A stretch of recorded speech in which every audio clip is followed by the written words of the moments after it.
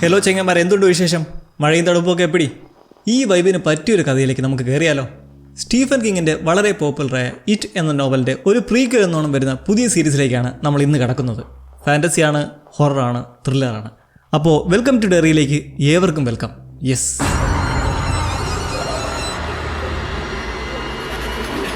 വർഷം 1962. US മെയിനിലുള്ള ഡെറി എന്ന town.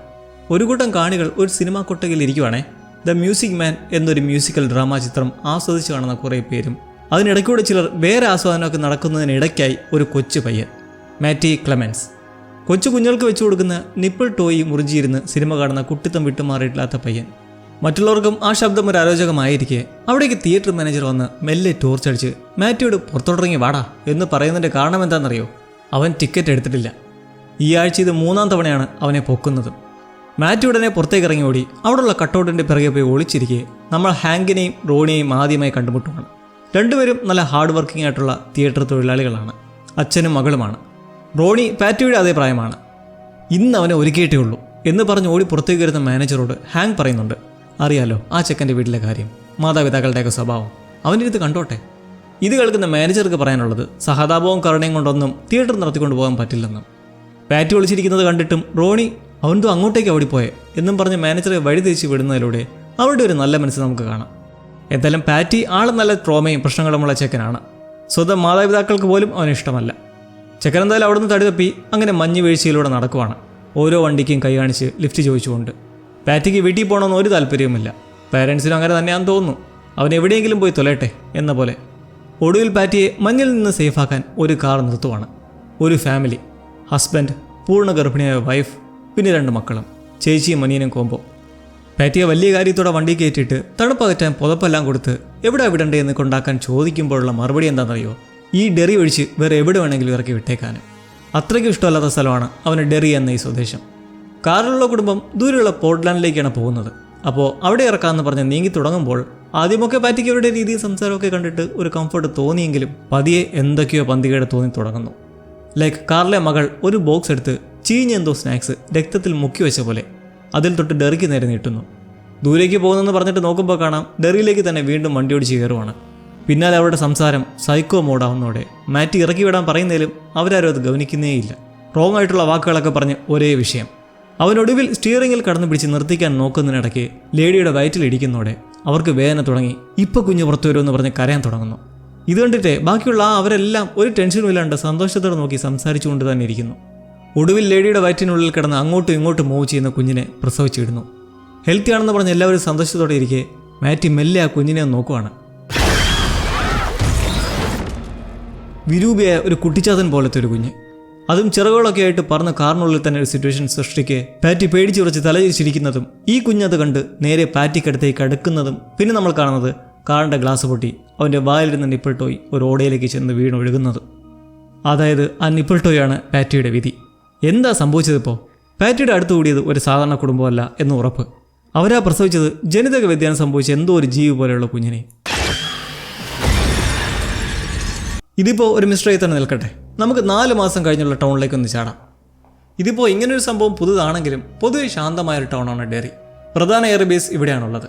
അഥവാ റഷ്യ US നേർക്ക് ആണവായുധമോ മറ്റോ പ്രയോഗിച്ചാൽ ആദ്യം അലർട്ടായി പ്രവർത്തിക്കേണ്ടത് ഈ എയർബേസാണ്.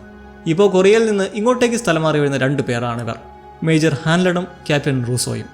കേണലെത്തി അവരെ കൂട്ടിക്കൊണ്ട് പോകുമ്പോഴേ എയർബേസിൽ തന്നെ റെസ്ട്രിക്റ്റഡ് ആയിട്ടുള്ളൊരു മേഖലയുണ്ട്.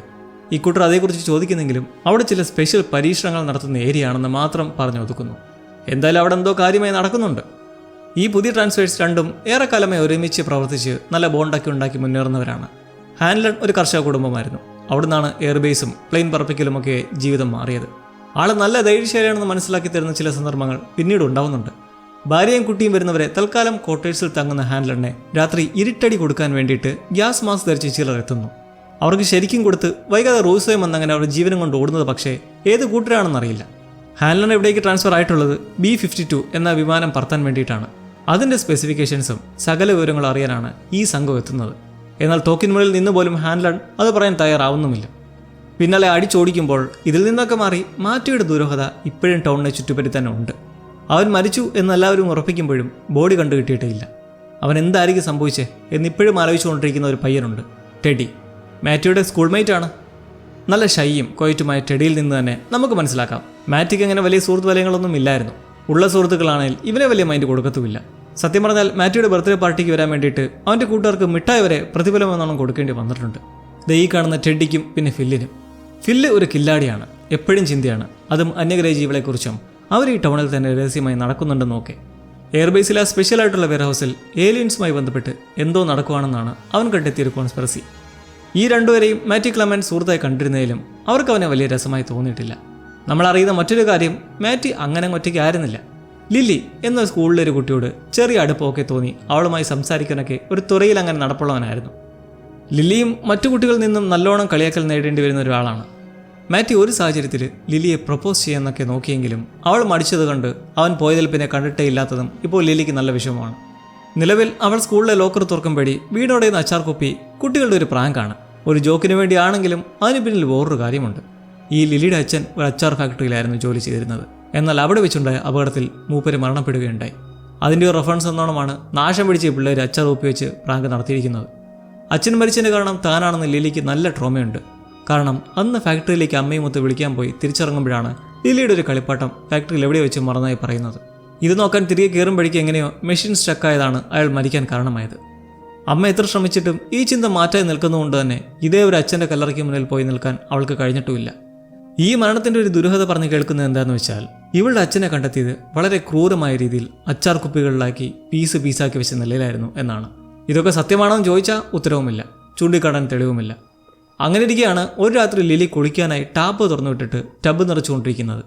അവളുടെ അമ്മ എത്തി കുറേ നേരം സമാധാന വാക്കുകൾ പറഞ്ഞു പോകുന്നതും ടാപ്പ് അടച്ചിട്ട് നോക്കുമ്പോൾ കാണാം ടബ് നിറഞ്ഞിട്ടില്ല. അങ്ങനെ ഇരിക്കെ കാണാം അതിൻ്റെ ഡ്രെയിൻ പൈപ്പിൽ നിന്ന് എന്തോ ശബ്ദങ്ങളൊക്കെ. ട്രബിൾ, പ്രശ്നം എന്നൊക്കെ പറഞ്ഞ് എന്തൊക്കെയോ പാട്ട് പോലെ പുലമ്പുന്നത് മാറ്റിയുടെ ശബ്ദത്തിലാണ്. ലിലി ഇത് കേട്ട്, മാറ്റിയാണോ പാടുന്നത്? എന്താ നിനക്ക് സംഭവിച്ചത്? ദയവ് ചെയ്ത് തിരിച്ചു പാടാ എന്നൊക്കെ പറഞ്ഞങ്ങനെ നിൽക്കുക. 2 വിരലുകൾ. അപ്പോൾ അതവളുടെ തോന്നലല്ല. മാറ്റിയുടെ സ്വരം പറഞ്ഞത് തിരിച്ചു വരാൻ എന്നെ അവൻ അനുവദിക്കുന്നില്ല എന്നും. ആരാണവൻ? ആ മ്യൂട്ടൻ്റ് കുഞ്ഞാണോ? പിറ്റേ ദിവസം തന്നെ അവൾ മാറ്റിയുടെ കോംപ്ലിക്കേറ്റഡ് ഫ്രണ്ട്സായ ടെഡിക്കും ഫില്ലിനും അടുത്തേക്ക് ചെന്നിട്ട് ഇങ്ങനെ പൈപ്പിൽ നിന്ന് കേട്ട ശബ്ദത്തെക്കുറിച്ചും വിരലുകളെക്കുറിച്ചും പറയുന്നെങ്കിലും അവരത് വിശ്വസിക്കുന്നേ ഇല്ല. പതിയെ ടെഡിക്ക് വരുന്ന സംശയം, ഇനി മാറ്റി ട്രാപ്റ്റായി നിന്ന് എന്തെങ്കിലും നമ്മളോട് പറയാൻ ശ്രമിക്കുകയാണോ എന്നും. ഒടുക്കം ഇതെല്ലാം ലില്ലിയുടെ തോന്നലാണെന്ന കൺക്ലൂഷനിലെത്തി ഇരുവരും പിരിയുകയാണ് ഉണ്ടാവുന്നത്. എന്നാൽ ടെഡിക്ക് അന്ന് രാത്രി ഒരു ഭീകര അനുഭവം ഉണ്ടാവുകയാണ്. അവൻ്റെ കുടുംബം നല്ല വിശ്വാസികളാണ്. പള്ളിയും ഇടവകയും ഒക്കെ ആയിട്ട് നടക്കുന്ന അച്ഛൻ്റെ 2ാമത്തെ മകൻ. മൂത്താളും പിതാവിൻ്റെ വഴിയെ തന്നെയാണ്. അത്താഴത്തിനിരിക്കെ അച്ഛൻ ടെഡിയുടെ മൗനം കണ്ട് കാര്യം തിരികെ അറിയുന്നത് അവനൊരു സംശയം. ആരെങ്കിലും കുട്ടികളെ തട്ടിക്കൊണ്ടുപോയി മാസങ്ങളോളം ഓടയിലോ ചാലിലോ മറ്റോ ഒളിപ്പിച്ചു വയ്ക്കുമെന്ന്. ബസ് സ്റ്റാപ്പിൻ്റെ ചാലിലേക്കുള്ള കണക്ഷൻ വഴിയാണല്ലോ ലിലി ആ സൗണ്ട് കേട്ടാതെ പറഞ്ഞത്. അങ്ങനെ വെച്ച് ചോദിച്ചു കാണാം. പേരൻസ് അവനെ വേണ്ടാത്ത ചിന്തകളൊക്കെ മാറ്റിവെച്ച് റിലാക്സ്ഡ് ആക്കാൻ പറഞ്ഞങ്ങനെ രാത്രി കോമിക് ബുക്കും വായിച്ച് കിടക്കെ ലാമ്പ് തനിയാണയുന്നു. ഇത് ആവർത്തിച്ചങ്ങണ്ടിക്ക് പെട്ടെന്ന് നോക്കുമ്പോൾ കാണാം ഇതോടെ ഞെട്ടിപ്പതറി കട്ടിലിൽ നിന്ന് ചാടി എണീറ്റ് കിടക്കുമ്പോൾ ദോണ്ടെ ആ ലാമ്പ് അടുത്തേക്ക് ഉരുണ്ടു വരുന്നു. പിന്നൊന്നും നോക്കില്ല, കണ്ണടച്ചൊരൊറ്റ നിലവിളി. തുറന്നു നോക്കുമ്പോൾ എല്ലാം ശാന്തം. ചേട്ടൻ വന്ന് കാര്യം തിരക്കുന്നതിലും അവൻ എന്തു പറയണമെന്നറിയില്ല. അങ്ങനെ പിറ്റേന്ന് തന്നെ ഫില്ലിനും പറയുന്നതൊക്കെ സത്യമാണെന്ന് തോന്നി ലിലിയുമൊത്ത് മൂവരും കൂടി ചർച്ച ചെയ്യുന്നു. എന്തായാലും ഈ കാര്യമൊന്നും ആരോടും പറഞ്ഞിട്ട് കാര്യമില്ല, വിശ്വസിക്കില്ല. മാറ്റിന് എന്ത് സംഭവിച്ചു എന്ന് കണ്ടുപിടിക്കും വരെ ആരോടും ഇത് പറയേണ്ടെന്ന് മൂവരും തീരുമാനമെടുക്കുന്നുണ്ട്. ഇനി എവിടെ തുടങ്ങണം? ലിലി ഇവരെയും കൂട്ടി നേരെ പോകുന്നത് ലൈബ്രറിയിലേക്കാണ്. കൂടെ ഫില്ലിൻ്റെ അനുജത്തി സൂസിയുമുണ്ട്. അന്നത്തെ പത്രവാർത്ത റിമൈൻഡ് ചെയ്യുന്ന വഴി വ്യക്തമാകുന്ന ചിലത് മാറ്റി അവസാനമായി കണ്ടത് രാത്രി ക്യാപിറ്റോൾ തിയേറ്ററിൽ വെച്ച്. അതും അവൻ്റെ അതേ പ്രായമുള്ള ഒരു 12-കാരിയുമൊത്ത്. അത് റോണിയാണ്, നമ്മൾ മുമ്പ് തിയേറ്ററിൽ കണ്ട ഡാഡ് ഡോട്ടർ കോംബോയിലേത്. ഒരു കൊലപാതകമാണെന്ന് വിധി എഴുതിയ കേസാണത്. അതിൻ്റെ പിന്നിൽ ഇവർ കരുതുന്നതും പിന്നിൽ മാറ്റിയുടെ അച്ഛനാണെന്നാണ്. അങ്ങനെ അവർ തിരക്കി പിടിച്ച് റോണിയുടെ മുന്നിലെത്തുമ്പോൾ മാറ്റി എന്ന പേര് കേൾക്കുന്നത് അവൾക്ക് വരുന്ന അരിശം. ഈ ഒരു സംഭവത്തിന് ശേഷം പോലീസുകാർ വീട് കയറി ഇറങ്ങി അവളെയും അച്ഛനെയും പെടാപ്പാട് വരുത്തി. ഇനി ആ ചെക്കൻ്റെ പേരും പറഞ്ഞ് മേല വന്നേക്കിരുന്ന് അവരെ ആട്ടിപ്പായച്ച് കയറുമ്പോഴാണ് അവളെ സ്ട്രൈക്ക് ചെയ്യുന്ന ഫില്ലിൻ്റെ ഡയലോഗ്.